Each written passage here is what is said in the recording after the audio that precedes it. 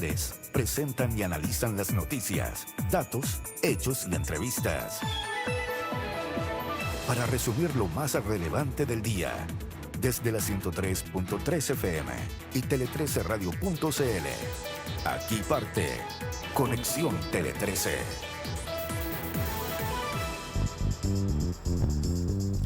Hola, hola amigos, ¿cómo están ustedes? ¿Qué tal? Muy buenas tardes, bienvenidos. Estamos comenzando una nueva semana informativa, lunes 12 de mayo, y tenemos de regreso ya a Mónica Pérez aquí en el estudio presente, luego de haber estado allá en el Vaticano informándonos todos los días de lo que fue la elección del nuevo Papa. Bienvenida, Mónica. Yo solo parlo italiano. Ahora ya, entonces hasta ahí quedamos. Hasta aquí Listo, no. sería todo. Así Muchas que, gracias, buenas tardes. Exactamente. Qué Buongiorno. difícil volver, Buongiorno. Mónica Pérez. No, tengo que decir buonasera, pues hasta ahora Buonasera, ya. ya Buonasera, está ahora, sí. buonasera. ¿Qué se siente estar en Santiago de Chile? ¿Cómo estáis? ¿Cómo estáis, Karina? Chao, Mónica. Mira cómo empiezan acá No los tenemos ni mensajes idea de hablar salud, italiano. ¿viste? Qué vergüenza, mi abuela italiana se va. ¿Entendiste algo de italiano? Es que yo sé, entiendo todo porque mi abuela italiana, algo me tiene que haber pegado. He tenido también mucha gente, no sé, la gente que me ha rodeado habla todo italiano. Ah, sí. Sí, pues. Encuentro que es difícil entender. Uno cree que es muy parecido, pero cuesta igual la cuestión, ¿no? Yo entiendo todo, lo que pasa es que no puedo hablar nada. Pero le entiendo bastante. Ya, pero ese es un primer paso, Sí, Mónica. pero sí. Bueno, Y cuando estoy ahí, claro, me imbuyo del ama el Espíritu Santo habla por nosotros, ¿no? qué bueno que lo entiendas todo, porque hay cosas aquí que nosotros no No entendemos entendemos nada de nada. lo que está ocurriendo. Y el deber es tratar de hacerlo entendible, como por ejemplo los temas que vamos a tratar en el día de hoy, porque vamos a hacer conexión en primer lugar con el presente del caso Procultura y la indagatoria en torno a un eventual financiamiento irregular de la política. Todo esto luego que el presidente Gabriel Boric afirmara que no tiene nada que esconder y que se debe investigar todo lo que corresponde. También vamos a comentar la decisión del Juzgado de Garantía de Antofagasta de dictar arresto domiciliario total para la desaforada diputada Catalina Pérez, imputada por 3 delitos de fraude al fisco. En el caso Democracia Viva, el Ministerio Público solicitaba prisión preventiva. Además, haremos conexión con el debate del proyecto de ley de fraccionamiento pesquero tras esta polémica por los datos desactualizados que entregó el gobierno. Profundizaremos en el tema. Tenemos comprometida una entrevista con el diputado integrante de la Comisión Mixta que revisa la iniciativa, Jorge Brito. La revisa mañana. De esta forma, comenzamos Conexión Tele 13. Clínica Santa María, especialistas en ti. Arauco, lo bueno de ser renovables. Europcar.cl, tu solución de movilidad. Engie, liderando la transformación energética de Chile. Tu vida más tranquila, tu vida más consorcio. Universidad Andrés Bello, acreditada en nivel de excelencia en todas las áreas. Nestlé, por una buena vida. De Fontana, el software de gestión que tu empresa necesita. Y Claro Empresas, nos transformamos por ti. Presentan Conexión Tele 13. En Conexión Tele 13, la noticia del día con Paula Comandari. Bueno, la noticia del día es el debate en torno, como decíamos recién, al caso Procultura, luego de que el presidente Gabriel Boric se refiriera a las sospechas que levantó esta arista del caso Convenios sobre un eventual financiamiento irregular de su propia campaña, de su campaña La Moneda. Y en el marco de su visita oficial a la Expo Osaka 2025 en Japón, había mucha expectación respecto de lo que podía decir el mandatario. Y bueno, terminó hablando, asegurando que no tiene nada que esconder y llamó a que se investigue todo lo que tenga que investigarse. Yo doy garantía de que sigo manteniendo la misma posición. Caiga quien caiga, que se investigue todo lo que haya que investigarse. Yo tengo una absoluta tranquilidad respecto a todo lo que he hecho y no me cabe ninguna duda que lo mejor que puedo hacer como presidente de Chile es nuevamente dejar que las instituciones funcionen, no ejercer sobre ellas ningún tipo de presión, no acusar por mi parte ningún tipo de persecución y como tengo la profunda tranquilidad de haber actuado siempre de manera correcta, pegada a la ética y a la ley, le puedo decir a todos los chilenos y chilenas que mi postura es que las instituciones funcionen con total tranquilidad. Los dichos del mandatario se dan luego de que se filtrara esta conversación que hemos comentado hace varios días ya, que sostuvo el presidente con Josefina Uneus, ex esposa de Alberto Larraín, que fue el creador, el fundador de esta fundación, de Fundación Procultura. Y por su parte, el ministro de Justicia, Jaime Gajardo, abordó la tesis que anda dando vuelta, la tesis del Frente Amplio, de que las interceptaciones responden a una estrategia de espionaje con fines políticos, ante lo que afirmó que es una acusación grave y que son los tribunales de justicia los que se tienen que pronunciar al respecto. En tanto, la bancada de la UDI solicitará ya la creación de una comisión investigadora 2.0 del caso Procultura, ojo con eso, que esté enfocada exclusivamente en el posible financiamiento de campañas políticas del oficialismo por parte de la Fundación. Es muy distinto el trato de los parlamentarios que están viajando con el presidente, por ejemplo, que siempre ahí como que dicen que hay una especie de tregua cuando el presidente está fuera. Entonces, los que están viajando, los que están en Asia, prefirieron no referirse tanto al tema. En cambio, los que están aquí sí levantan ya este camino de una comisión investigadora. Todo esto, mientras que el candidato presidencial del Partido Republicano, José Antonio Kast, calificó la situación como el caso de corrupción más grave que ha afectado al gobierno actual. Este caso de Procultura, creemos que la situación es de verdad grave porque hay antecedentes que están muy cerca del presidente de la República, con su expareja, con sus amigos más cercanos, con su partido, y eso es de una gravedad que antes no habíamos visto en política nacional. Ya, déjenme contarle un poco cómo analizaba el tema La Moneda ya desde la semana pasada. Fíjense que el mandatario viaja a China y a Japón sabiendo que el caso Procultura podía estallar en serio en cualquier minuto. De hecho, lo que me comentan fuentes de Palacio es que estuvo sobre la mesa incluso bajarse de la gira en las últimas horas, pero que rápidamente se desechó esa idea porque insisten que el mandatario no tiene nada que ver con el tema, que le rechazaron al fiscal Patricio Cooper 2 veces pinchar su teléfono y que está, como lo escuchábamos recién, súper tranquilo de un caso que sabe va a estar arriba en la agenda por mucho rato y eso es lo que se proyecta. Y en La Moneda lo saben bien y por eso desde hace días planean cómo enfrentar esta contingencia. El pinchazo del teléfono de su ex psiquiatra, Josefina Uneus, la ex mujer también de Alberto Larraín, cabeza de Procultura, bueno, que está cuestionada esta fundación por los miles de millones, porque son miles de millones la verdad, que recibió esta fundación, pero que las recibe desde las gobernaciones. Entonces La Moneda ya está levantando ese punto de por qué todo está concentrado en el presidente Boric cuando las gobernaciones se eligen por votación popular, son autónomas del gobierno y la mayor parte exponencialmente de esa plata salió desde las gobernaciones. Así es, claro. Así es que... Por lo tanto, como que la teoría es que tendría que ser una vuelta muy larga, demasiados involucrados en acuerdo como para tratar de hacer un desvío de plata que llegase desde... que diera toda esa vuelta larga, por decirlo de alguna manera. Claro, porque además hay gobernaciones que no son del partido del presidente. Exacto. El tema igual empeoró, yo les diría, el fin de Perdona, semana. Entonces, no hay plata directa.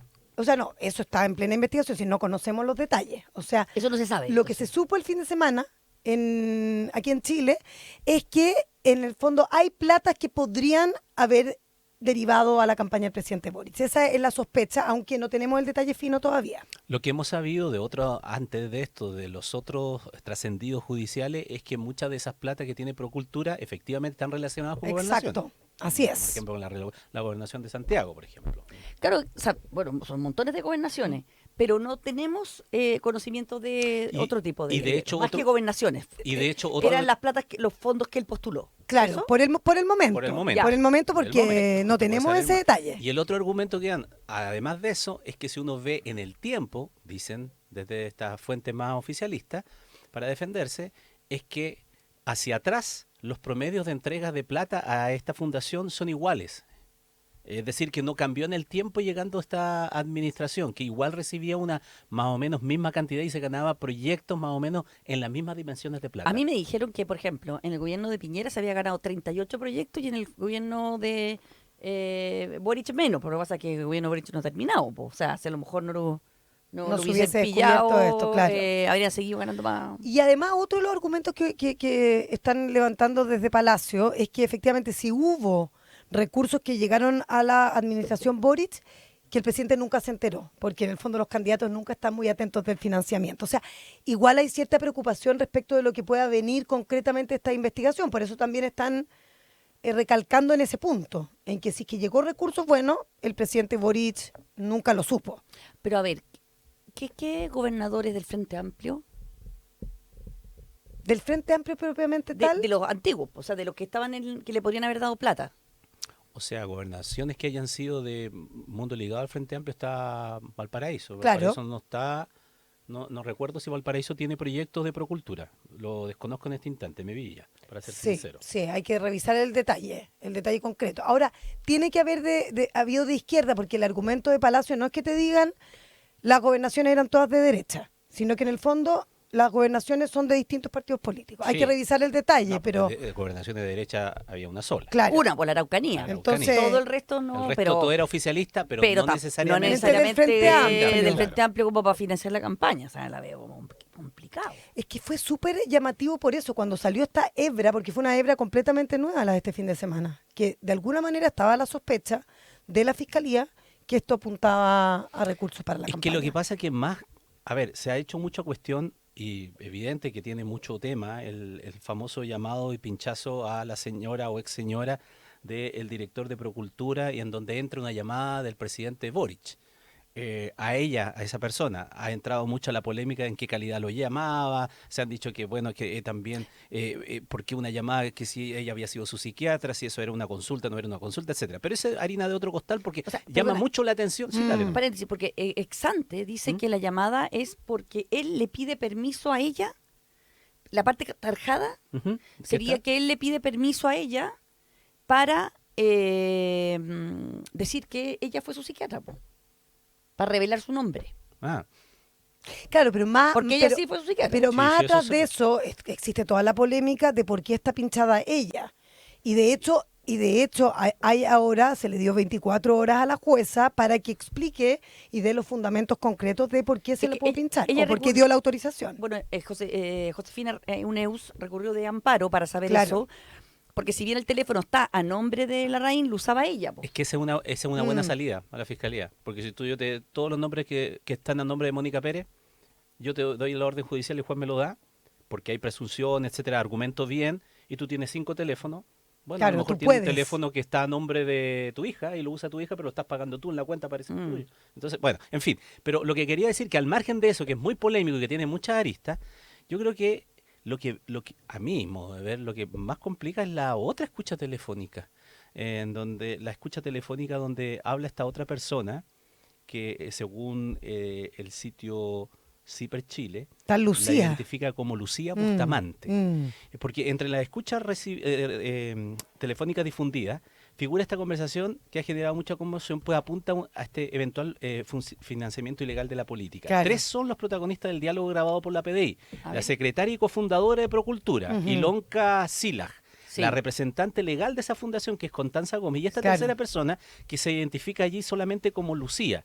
Y en esa intervención de esta última, lo que desató cuestionamiento al presidente, porque allí es donde reclama un dinero que le debe Procultura y señala que Alberto Larraín, todo esto un dicho de lo que, o sea, dichos, ella dice que Claro. le dijeron, el director de la fundación, que le había dicho, gasté esa plata en la campaña de Boric y no les voy a pagar ni ahora ni nunca. Claro, por eso no tenemos recursos para pagar. No tengo plata para Sí. pagarte porque me gasté la plata en la campaña de Boric. Entonces, Ciper pudo comprobar, estoy leyendo textual, la crónica de la última que sobre esto dice, pudo comprobar que la autora de la frase que atizó la controversia es Lucía Bustamante y también comprueba a través de los registros oficiales del servicio electoral que se trata de una persona que estaba familiarizada con la campaña electoral de Gabriel Boric porque también prestó servicio Claro, para esa candidatura. claro. Ella. Socia de la productora gráfica Andros Limitada, Exactamente. que era la que imprimía libros y otros productos para Procultura, pero que tiene relación también con la campaña presidencial. O sea, no es una desconocida tampoco en el desconocida, mundo eso. del Frente Amplio.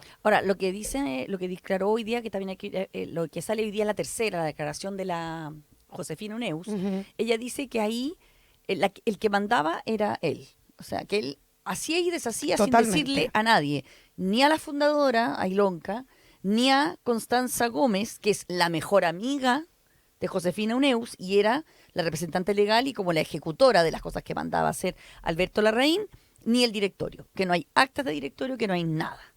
Y que cuando le preguntan a ella, que la llaman a ella para preguntarle si él podría ser buen ministro de Desarrollo Social, la llama Isquia Siches, ella le dice que no, Que no. porque el tipo no es confiable. Claro, ella bloquea. El que Ella llegue a bloquea alguna en el subsecretaría fondo, o algún Y ministerio. ella tiene influencia porque, claro, es hija de Marta Lago y de, ¿cómo se llama su papá?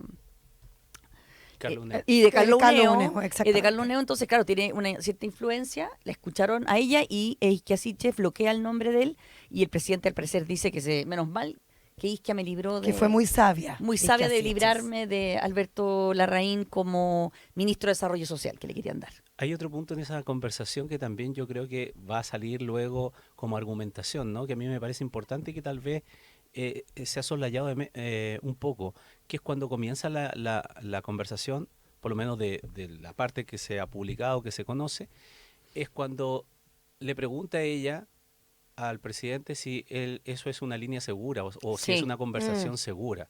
El presidente le dice, no sé si será segura, y ella dice, bueno, no importa, porque no tenemos nada que ocultar. Claro, él Entonces, mismo dice. eso parece un argumento bastante que puede usarse en su momento para demostrar, bueno, teníamos incluso la posibilidad de que nos estuvieran escuchando, o sea, como, señores Fiscalía me están escuchando, señores PDI me están escuchando, no tengo ningún problema. No, Escuchen no nomás tengo porque nada lo que que estamos esconder, conversando aquí claro. no tenemos nada que esconder. Dice Boric, en Chile deben funcionar las instituciones sin presiones de ningún tipo, la fiscalía, tribunales tienen que cumplir su labor de manera pegada a la ley y tienen que hacerlo bien. Y en esa línea dijo también que cuando se investigan casos de malversación a la fe pública o cualquier tipo de delito, no puede haber un doble estándar. Eso se mide a la hora que el investigado es uno o los propios, o se pone en cuestión uno mismo. Caiga quien caiga, que se investigue todo lo que haya que investigarse. Esa es una línea muy diferente respecto de lo que se ha hecho por otras reacciones políticas de su sector, en donde han levantado esta tesis de que hay una persecución política, efectivamente, desde ese fiscal en particular. El presidente se aleja de eso, absolutamente. No entra en esa materia. Él toma Sí, otra distancia. es Si hay más, que investigar, investiguen. dice. Acuérdense que Tomás de Ramantería tiene ahí la opción de, o él la levantó la idea de sacar al fiscal Cooper, además. Y la intervención del presidente ha sido completamente contraria. Conexión Tele 13. Y con arresto domiciliario total quedó la desaforada diputada Catalina Pérez, imputada por 3 delitos de fraude al fisco en el caso Democracia Viva. La parlamentaria señaló a través de sus redes sociales que va a cumplir con la medida y resaltó que es inocente. Nos va a ampliar Asunción Chasman. ¿Cómo estás, Asunción? Muy bien, buenas tardes, Mónica. Bueno, el Juzgado de Garantía de Antofagasta desestimó la petición del Ministerio Público de decretar prisión preventiva contra la parlamentaria y optó por la cautelar de arresto domiciliario total y arraigo nacional, además de 45 días de plazo para la investigación. Durante la audiencia, la jueza Claudia Campuzano dijo que las pruebas entregadas por la Fiscalía demuestran que Catalina Pérez está dispuesta a falsear mucha información y la acusó de tener una actitud bastante cuestionable. Gonzalo Medina, abogado defensor de la diputada ex Frente Amplio, se mostró satisfecho con la decisión del tribunal y confirmó que cumplirá la medida cautelar en Santiago, por lo que deberá trasladarse desde Antofagasta a la región metropolitana.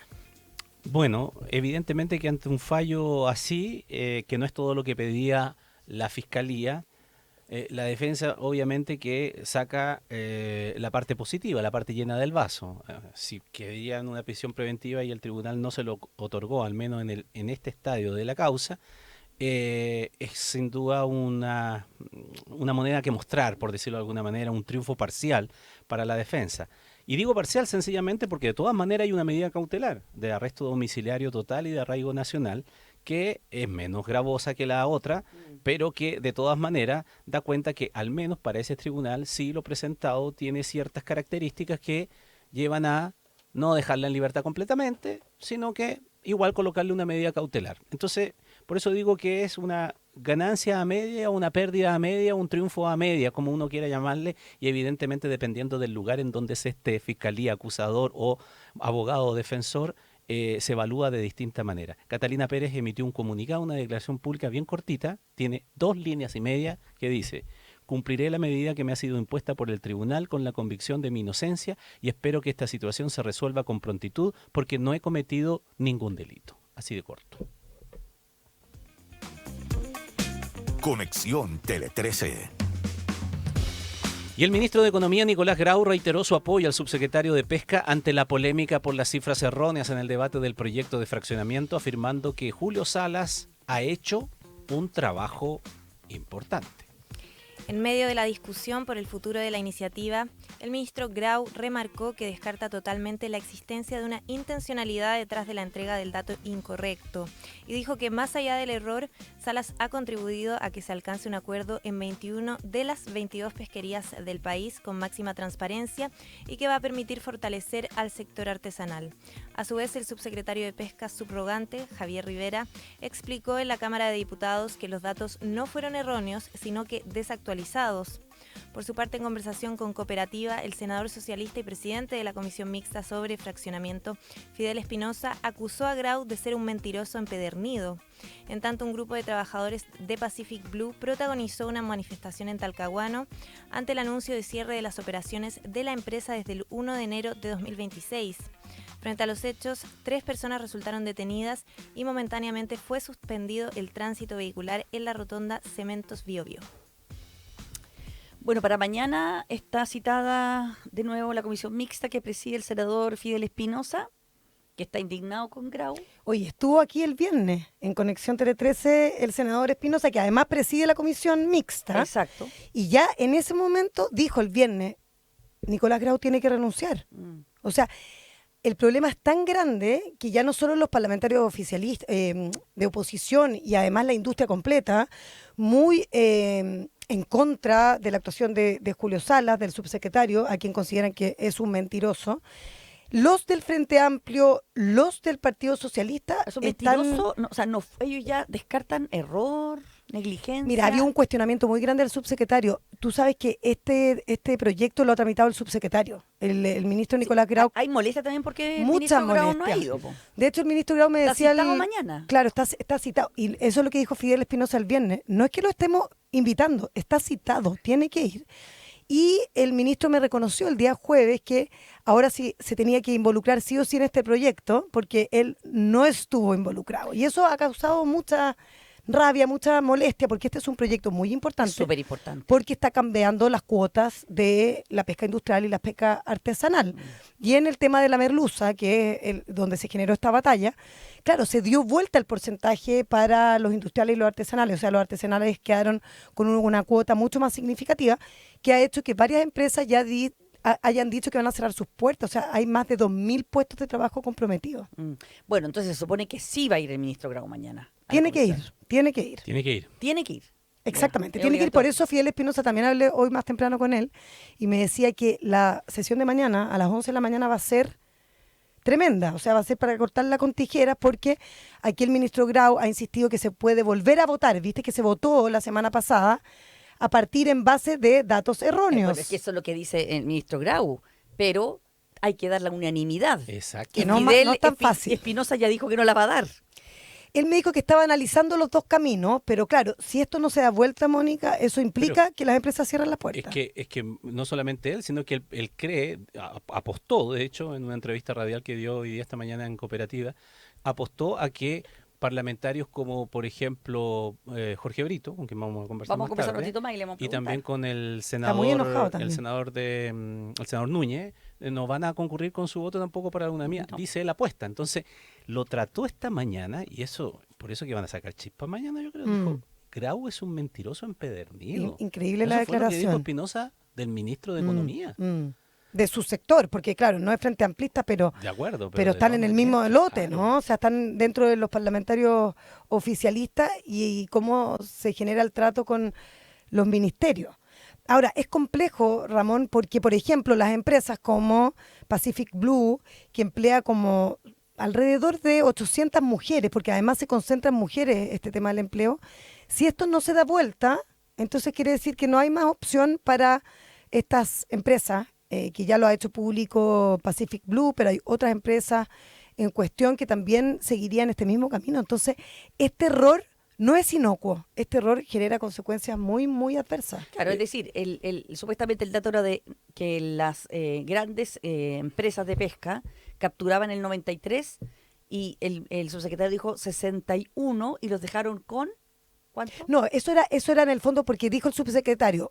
Lo primero es que la pesca industrial no pesca su cuota, entonces Exacto. da lo mismo que le demos más cuota que a le la bajemos, artesanal. pero además le Lo cual- bajaron menos. Lo cual no era cierto, porque en vez de lo que dijo el subsecretario, que la pesca industrial pescaba solo el 50% de la cuota, bueno, llega a un 93% de la cuota. Incluso Pacific Blue llega al 99% de Claro, la pero cuota. en el mismo caso que el subsecretario dice el 61%, dijo. No, y además tiene la otra parte, que Pero dentro ¿cuál- de la cuota en general, antes tenía un 64% más o menos los industriales y un 40% los artesanales. Y Sí, se dio 60%, vuelta y se dio vuelta. y quedó en un 58% versus un 42%. O sea, queda con más los artesanales que los Claro, industriales. ahí se produce un problema con la cifra que Con uno la se puede cifra. enredar, porque cuando la distribución quedó 60-40 por cerrarlo en una cifra, Claro. ¿no? Para la industria y 40 Sí. para la artesanal. Y entonces lo que decía que, pero de ese 60, el 90 y tanto por ciento de lo que o sea, no llega al 60 de captura. Eso fue lo que trató de establecerse en esa No, situación. perdón Ramón, quedó 52% para los industriales. No, lo que venía. Ah, lo que estuvo venía, antes, claro. Lo que fue modificado para llegar a esta ley por lo que fue anteriormente. Entonces, ¿qué es lo que sucede? Lo que- 70-30 era. Exacto, antes. lo que dice Espinosa es que como hay son 22 las pesquerías. 22. 22 son las pesquerías. Y dice que la cosa está en 21, estamos más o menos bien. Sí. Y tenemos problema en esta en particular. Pero si se cae, según su interpretación, si se cae esto, se va a caer todo, van a tener que retrotraer a lo mismo y van a quedar peor que antes. Claro, es complejo porque si que hay que volver a votar, ¿qué hay que volver a votar? Esa es la pregunta. ¿Qué es lo que hay? Y no están de acuerdo. Sí, es muy complicado, es muy Porque delicado el tema. Tú que lo has reportado bien, unanimidad no crees que haya, ¿no? Yo creo que es muy compleja la unanimidad, a no ser de que en estas últimas horas hayan habido muchas negociaciones, porque aquí está el tema de qué se hace con la pesca, pero además qué se hace con los puestos laborales que se pierden. Cuando además estamos en un momento en que ni siquiera hemos recuperado la situación pre-pandemia respecto a nuestro mercado laboral. O sea, ya estamos al debe con 200.000 empleos. Imagínense si es que aquí hay 2.000, 2.500 empleos nuevos en jaque. Es súper complicado.